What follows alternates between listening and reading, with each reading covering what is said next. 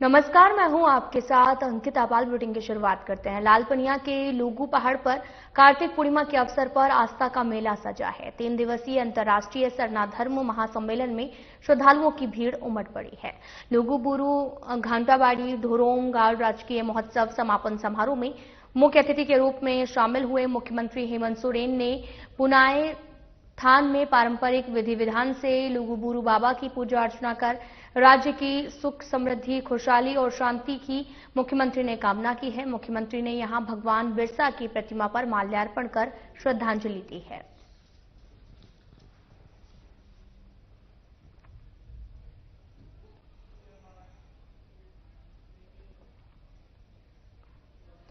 तो वहीं बोकारो जिला के गोमिया प्रखंड स्थित ललपनिया में आपको बताते चलें कि कार्तिक पूर्णिमा के अवसर पर आयोजित 3 दिवसीय लुगुबुरु घंटाबाड़ी धोरोम गाड़ राजकीय महोत्सव 2025 का समापन समारोह आयोजित हुआ, जिसमें मुख्य अतिथि के रूप में मुख्यमंत्री हेमंत सोरेन शामिल हुए। पुनाए थान में पारंपरिक विधि विधान से लुगुबुरु बाबा की पूजा अर्चना कर राज्य की सुख समृद्धि खुशहाली और शांति की कामना की है और भगवान बिरसा मुंडा की प्रतिमा पर माल्यार्पण कर श्रद्धांजलि दी है।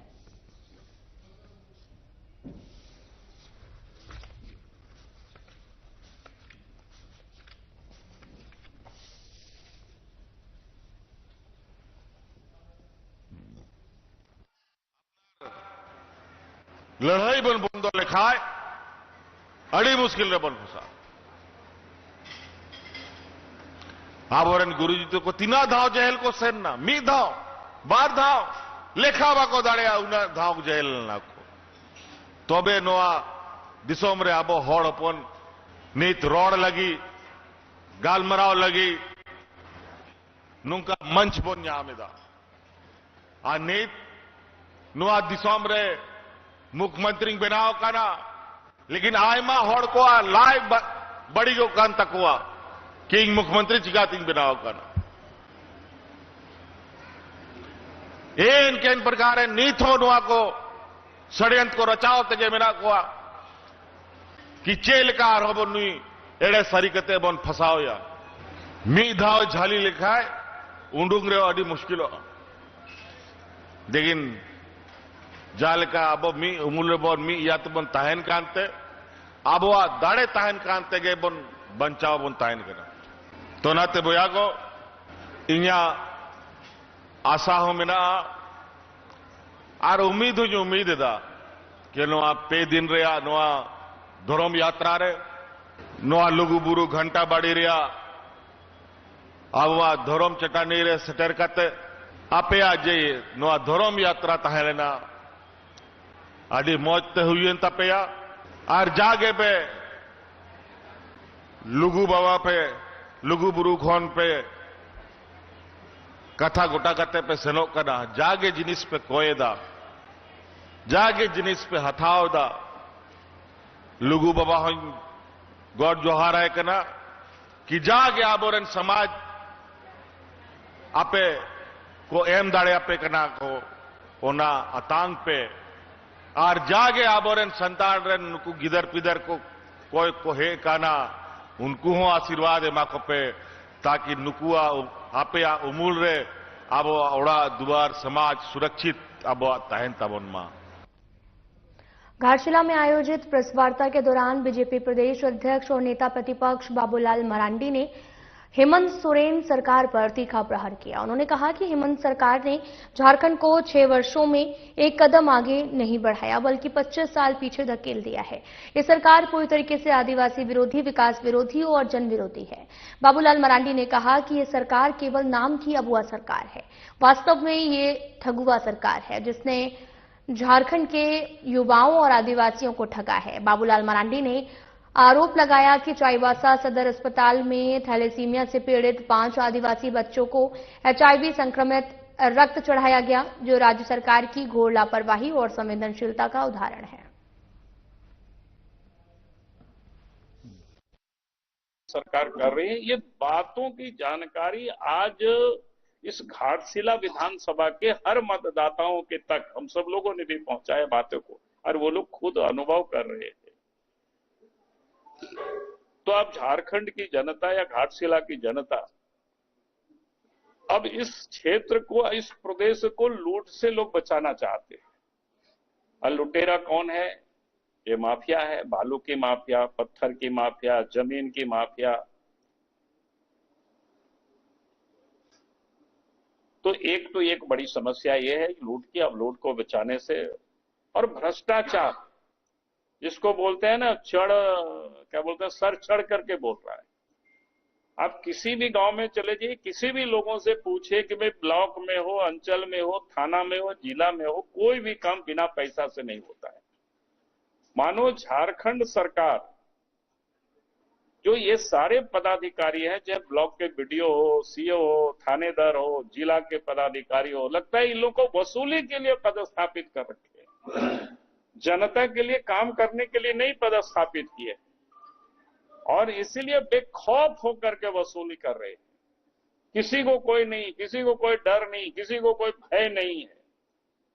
अब छोटी छोटी चीजें, जिनको जमीन की रसीद काटना होता है ऑनलाइन, तो ऑनलाइन तभी कटेगी जब आप सीओ साहब को या सीआई साहब को, कर्मचारी को पैसा देंगे, तभी आपको ऑनलाइन काटने के लिए, क्या बोलते हैं वो, डोंगल या क्या होता है, वो खुलता है। बाकी आप सब लोग जानते हैं, उतना आपको याद ही नहीं होता है। झामुमो प्रवक्ता कुणाल चारंगी ने अपने चुनाव कार्यालय में प्रेस वार्ता कर बीजेपी प्रत्याशी पर सामाजिक माहौल बिगाड़ने का आरोप लगाया है।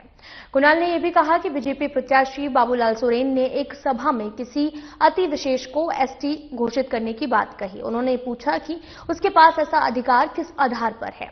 कुणाल ने स्पष्ट किया कि एसटी या फिर ओबीसी जातियों के निर्धारण के लिए केंद्रीय सरकार की संस्था और आयोग जिम्मेदार है, जो कि सामाजिक प्रासंगिकता और रिसर्च के आधार पर निर्णय लेते हैं।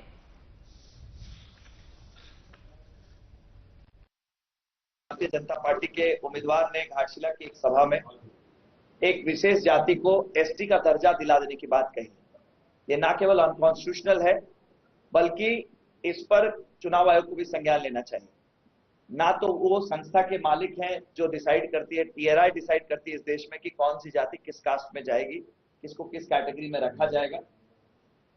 तो इस तरह के बयान देकर झारखंड के ताने बाने को डिस्टर्ब करने का प्रयास है। ये डेमोग्राफी बदलने की बात करते हैं। डेमोग्राफी तो इस तरह के बयानों से बदले। अगर आपस की सद्भावना खराब होगी, क्योंकि उनके द्वारा जो बयान दिया गया है, क्या आदिवासी बनना इतना आसान है, कोई भी कह देगा किसी को आदिवासी बना देना। तो जो केंद्र सरकार की संस्था है, उसके प्रोसेस है, उसके रिसर्च है, उसके आधार पर कोई कैटेगरी डिसाइड होती है। इस तरह के उल जरूर गैर जिम्मेदाराना बयान देकर वो सामाजिक ताने बाने को झारखंड का डिस्टर्ब करना चाहते हैं, जिसकी हम कड़ी शब्दों में निंदा करते हैं। चुनाव आयोग को इसका संज्ञान लेना चाहिए। दूसरी बात, केंद्र सरकार के योजनाओं की ये लिस्ट गिनवाते रहते हैं यहाँ पर झारखंड में आकर। झारखंड में घाटशिला विधानसभा उपचुनाव, जहां घाटशिला में चुनाव हो रहा है, वहां पिछले 1-1.5 सालों में 50 से ज्यादा मौतें नेशनल हाईवे पर हुई है, एक अंडरपास के नहीं होने के कारण। और ये पूरे घाटशिला विधानसभा की जनता की मांग है, लेकिन इतने दिनों से इस मांग के होते हुए भी इनके कान पर जू नहीं रेंगती और अब तक इस पर कोई पहल नहीं हुई। भारतीय जनता पार्टी के उम्मीदवार ने घाटशिला की एक सभा में एक विशेष जाति को एसटी का दर्जा दिला देने की बात कही। ये ना केवल अनकॉन्स्टिट्यूशनल है, बल्कि इस पर चुनाव आयोग को भी संज्ञान लेना चाहिए। ना तो वो संस्था के मालिक हैं जो डिसाइड करती है, टीआरआई डिसाइड करती है इस देश में कि कौन सी जाति किस कास्ट में जाएगी, किसको किस कैटेगरी में रखा जाएगा। तो इस तरह के बयान देकर झारखंड के ताने बाने को डिस्टर्ब करने का प्रयास है। ये डेमोग्राफी बदलने की बात करते हैं। डेमोग्राफी तो इस तरह के बयानों से बदले। अगर आपस की सद्भावना खराब होगी, क्योंकि उनके द्वारा जो बयान दिया गया है, क्या आदिवासी बनना इतना आसान है, कोई भी कह देगा किसी को आदिवासी बना देना। तो जो केंद्र सरकार की संस्था है, उसके प्रोसेस है, उसके रिसर्च है, उसके आधार पर कोई कैटेगरी डिसाइड होती है।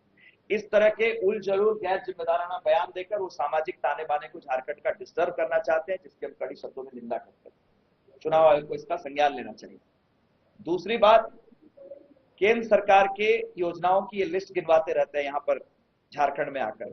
झारखंड में घाटशिला विधानसभा उपचुनाव, जहां घाटशिला में चुनाव हो रहा है, वहां पिछले 1-1.5 सालों में 50 से ज्यादा मौतें नेशनल हाईवे पर हुई है, एक अंडरपास के नहीं होने के कारण। और ये पूरे घाटशिला विधानसभा की जनता की मांग है, लेकिन इतने दिनों से इस मांग के होते हुए भी इनके कान पर जू नहीं रेंगती और अब तक इस पर कोई पहल नहीं हुई। झारखंड प्रदेश राष्ट्रीय जनता दल के प्रवक्ता डॉक्टर मनोज कुमार ने कहा कि प्रधानमंत्री नरेंद्र मोदी सहित बीजेपी और एनडीए के सभी नेता तेजस्वी यादव से डरे और सहमे हुए हैं। उन्होंने दावा किया है कि बिहार की जनता तेजस्वी यादव के समर्थन में एकजुट है और राज्य में सत्ता परिवर्तन निश्चित है। डॉक्टर मनोज ने आरोप लगाया कि बीजेपी के पास में कोई विकासात्मक विजन नहीं है और वो केवल जंगल राज और भ्रष्टाचार जैसे पुराने मुद्दों पर जनता को गुमराह कर रही है। उन्होंने कहा कि बिहार में कानून व्यवस्था की स्थिति खराब है, लेकिन बीजेपी नेता इस पर चुप हैं।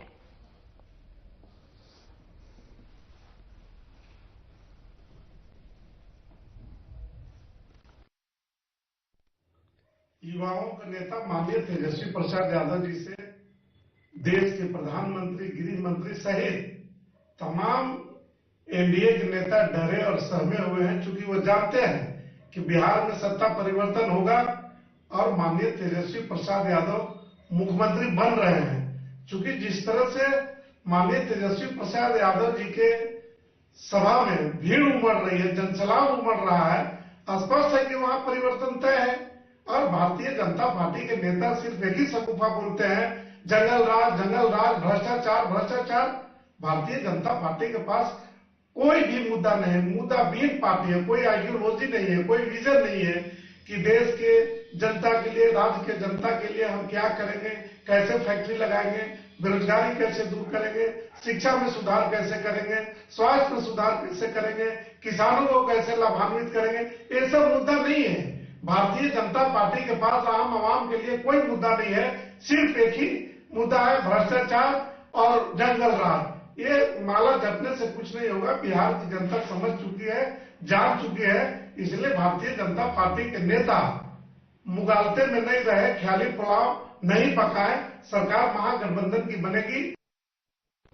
धनबाद के सांसद ढिल्लू महतो और बेरमो विधायक अनूप सिंह के बीच में आरोप प्रत्यारोप का दौर जारी है। आज चास स्थित पतंजलि कॉम्प्लेक्स में सांसद ढिल्लू महतो ने प्रेस वार्ता आयोजित कर बेरमो के विधायक अनूप सिंह पर शब्दों के घातक तीर चलाए हैं। सांसद ने उन्हें अवैध वसूली में लिप्त बताते हुए विधायक पर परिवारवाद का भी आरोप जड़ा है। सांसद ढिल्लू महतो पर विधायक अनूप सिंह द्वारा उन पर हाल ही में लगाए गए आपराधिक आरोप का जवाब देते हुए उन्होंने कहा कि अधिकांश मामलों में उन्हें क्लीन चिट मिल चुका है। राजनीतिक मंशा से लगाए गए आरोप कहीं नहीं ठहरते। साथ ही उन्होंने ये भी कहा कि पैसे की लालच देकर उन पर फर्जी मुकदमे दर्ज कराए जा रहे हैं, जिससे कुछ भी हासिल नहीं होगा। वो गरीब का बेटा, जनता ने उन्हें अपना सांसद बनाया है और किसी के आरोप लगाने भर से कोई दोषी नहीं हो जाता। बेरमो की जनता जानती है कि अपराध की दुनिया में किसका सिक्का चलता है।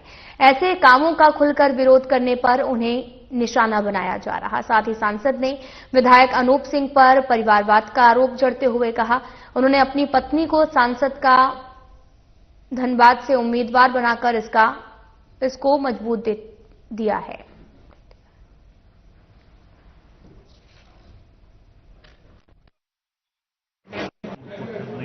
मगर लगातार कुछ दिनों से जब से हम लोगों ने आत्मनिर्भर भारत के कार्यक्रम बेरमो विधानसभा में जब से हम लोगों ने किया है, उस समय से लगातार वहाँ के माननीय विधायक अनूप सिंह जी का जो करतूत हम लोगों ने देखा, नीचा हरकत, नीचा करतूत, उस विषय पर विशेष रूप से हमने आज प्रेस कॉन्फ्रेंस करने का निर्णय लिया है।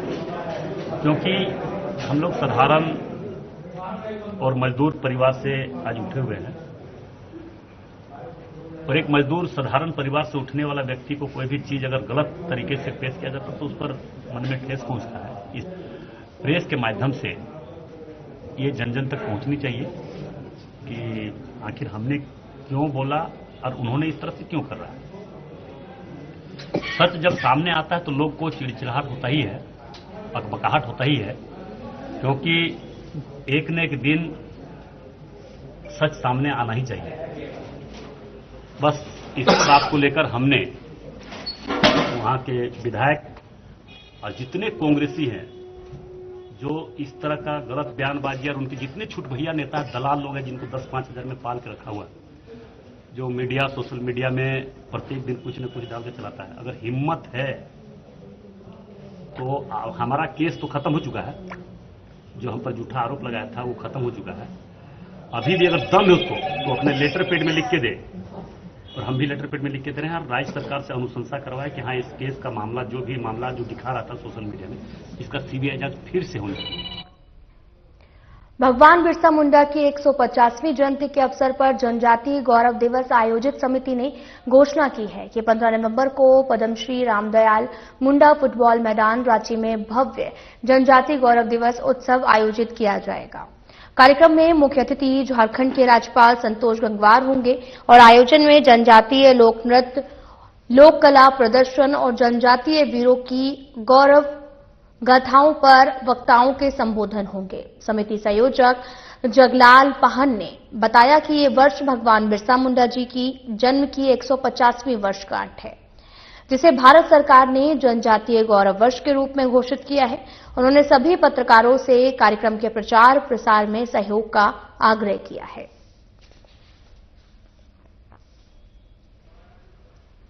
तो आपको बताते चलें कि भगवान बिरसा मुंडा की 150वीं जयंती है। जनजातीय गौरव दिवस आयोजन समिति ने घोषणा की है 15 नवंबर को भव्य जनजातीय गौरव दिवस मनेगा, और जिसे भारत सरकार ने जनजातीय गौरव वर्ष के रूप में घोषित किया है। उन्होंने सभी पत्रकारों से कार्यक्रम के प्रचार प्रसार में सहयोग देने का आग्रह किया। बापू वाटिका का यहाँ हम लोग जो फ्रेंड्स कॉन्फ्रेंस आयोजित किए हैं, इसका विशेष कारण है कि जो हम लोग को जो तैयारी है, जो हमारे माननीय जो प्रधानमंत्री नरेंद्र मोदी के द्वारा जो आदिवासियों को जो सम्मान देने के लिए, उसके संस्कृति को, जो हमारे भारत के जितने भी स्वतंत्रता सेनानी थे और उन तमाम लोगों को सम्मान देने के लिए, और जो आदिवासियों का जो है समृद्धि संस्कृति को भी सम्मान देने के लिए जो कार्यक्रम आयोजित हुई है, और उसी के तहत हम लोग आज यहाँ पर भी उसका जो है कि कैसे हम लोग करेंगे, अच्छा ढंग से भव्यतापूर्वक कैसे करेंगे, जबकि ये कार्यक्रम मात्र सिर्फ ये झारखंड का ही नहीं, भारत के तमाम क्षेत्रों में मनाया जाता है। हर जगह लोग मनाएंगे। तो 15 नवंबर को हमारे जो है भगवान बिरसा मुंडा, जो हमारा धरती आबा जो हम लोग कहते हैं, उसके जन्मदिन पर हम लोग ये कार्यक्रम मना रहे हैं। सिखों के प्रथम गुरु गुरु नानक देव की 556वीं जयंती को बोकारो के सिख समाज ने बड़े ही धूमधाम और श्रद्धापूर्वक मनाया। सुबह से ही गुरुद्वारे में रौनक देखने को मिली। भजन कीर्तन से गुरुद्वारे गुंजमान रहे और लोग गुरु ग्रंथ साहब को मत्था टेक कर आशीर्वाद लिया है। लोगों ने बड़ी संख्या में लंगर का प्रसाद चखा। इस अवसर पर अन्य धर्म के लोगों में काफी उमंग देखने को मिली।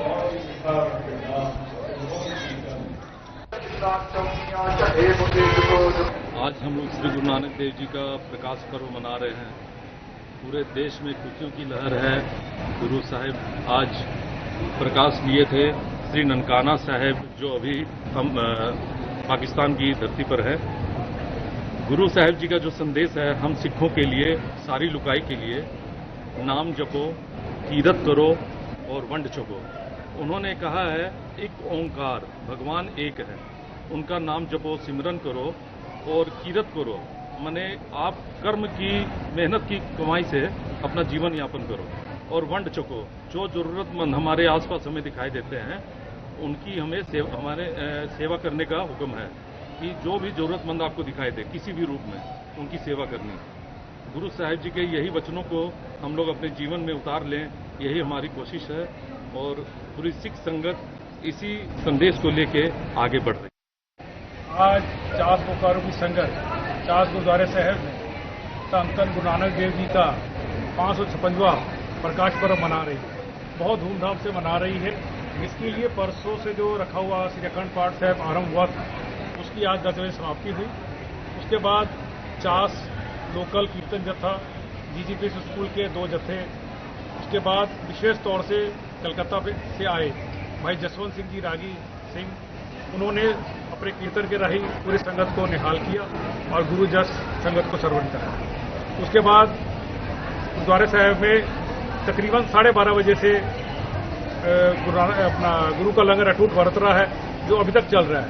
और संगत हो वहां के जो गुरु नानक देव जी का उपदेश है, जो संदेश है कि धर्म जात पात को भूल करके एक पिता एक कस के हम बालक, और उनका जो संदेश है कि उन्होंने कहा था किसी भी धर्म जात और पात को मिटा करके जो एक ईश्वर एक वाहिगुरु को सिमरे वही एक सच्चा सुच्चा सिख हो सकता है। झारखंड तैलिक साहू सभा की तरफ से आज एक दिवसीय धरना प्रदर्शन का आयोजन किया गया। यह धरना झारखंड तेल धानिक विकास बोर्ड के गठन की मांग को लेकर राज्य के राजभवन के सामने आयोजित किया गया। सभा में सदस्यों ने कहा कि झारखंड में लगभग 50 लाख से भी अधिक तेली समाज की आबादी है, लेकिन अब किसी भी राजनीतिक दल ने तेली समाज के साथ में न्याय नहीं किया। उनका कहना है कि समाज को लगातार राजनीतिक और सामाजिक रूप से वंचित रखा जा रहा है।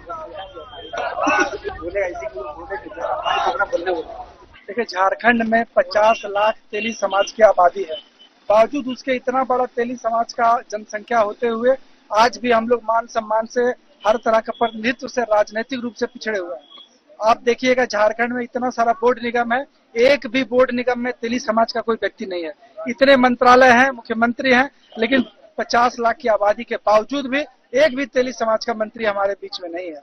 तो आज हम लोग मांग करते हैं, आज राजभवन के समक्ष झारखंड तैलिक साहू सभा रांची जिला के तत्वाधान में आज हम लोग ये धरना के माध्यम से राज्य सरकार को इस ओर ध्यान आकृष्ट कराते हुए मांग करते हैं कि जल्द से जल्द उड़ीसा के तर्ज पर, जल्द से जल्द मध्य प्रदेश के तर्ज पर, जल्द से जल्द छत्तीसगढ़ के तर्ज पर झारखंड में भी तेल घानी बोर्ड का गठन झारखंड सरकार करे। जेएससी सीजीएल से जुड़े पेपर लीक प्रकरण पर न्याय की मांग को लेकर अभ्यर्थियों ने राज्यपाल संतोष कुमार गंगवार से राजभवन में मुलाकात कर ज्ञापन सौंपा। इन अभ्यर्थियों ने राज्यपाल संतोष कुमार गंगवार को ज्ञापन सौंपते हुए जेएसएससी सीजीएल पेपर लीक प्रकरण की निष्पक्ष और पारदर्शी जांच का आग्रह करते हुए आयोग की जवाबदेही और पारदर्शिता सुनिश्चित करने के लिए ठोस कदम उठाने की मांग रखी है। छात्रों का एक प्रतिनिधि मंडल माननीय महामहिम से मुलाकात की है। विषय है जेएसएससी सीजीएल से संबंधित जो जांच प्रक्रिया चल रही है और जो सुनवाई चल रही थी कोर्ट में, उसको लेकर के हम लोग माननीय राज्यपाल को सारी चीजें बताए। और आप सभी को भी पता होगा, पिछला 3 नवंबर को अंतिम रूप से हमारी इस मैटर पर सुनवाई हुई थी माननीय हाईकोर्ट में और फैसला रिजर्व रखा गया है। पिछले महीने 27 अक्टूबर को चास थाना क्षेत्र के आदर्श कॉलोनी गायघाट में रात के करीब 9 बजे एक पुलिस जवान अजय कुमार यादव की गोली मारकर हत्या कर दी गई थी, जिसकी लिखित शिकायत उसके पिता लक्ष्मी नारायण यादव के द्वारा चास थाने में दी गई थी, जिसमें उन्होंने बलराम तिवारी और सूरज कुमार को पर अपने बेटे की हत्या करने के आरोप लगाए थे। अनुसंधान के दौरान पुलिस अधीक्षक कुलविंदर सिंह के निर्देश पर अनुमंडल पुलिस पदाधिकारी सदर प्रवीण कुमार सिंह के नेतृत्व में एसआईटी टीम का गठन किया गया। 5 नवंबर को अभियुक्त बलराम तिवारी उर्फ अंकित तिवारी और सूरज कुमार को गिरफ्तार कर लिया गया। 25 को सूचना प्राप्त हुई कि चास थाना अंतर्गत गायघाट क्षेत्र में एक व्यक्ति अजय कुमार नामक एक उर्फ सोनू अजय कुमार उर्फ सोनू नामक एक व्यक्ति की गोली मार के हत्या कर दी गई है। प्राप्त सूचना के आधार पर पुलिस अधीक्षक बोकारो के द्वारा 7 संबंधीय एसआईटी का गठन किया गया। विभिन्न स्थानों पर प्राथमिकी अभियुक्त की गिरफ्तारी के लिए छापेमारी की गई। छापेमारी के बाद 2 अभियुक्त को गिरफ्तार किया गया है, बलराम तिवारी उर्फ अंकित तिवारी और उनके सहयोगी पप्पू उर्फ सूरज कुमार। फिलहाल बुलेटिन में इतना ही। नमस्कार।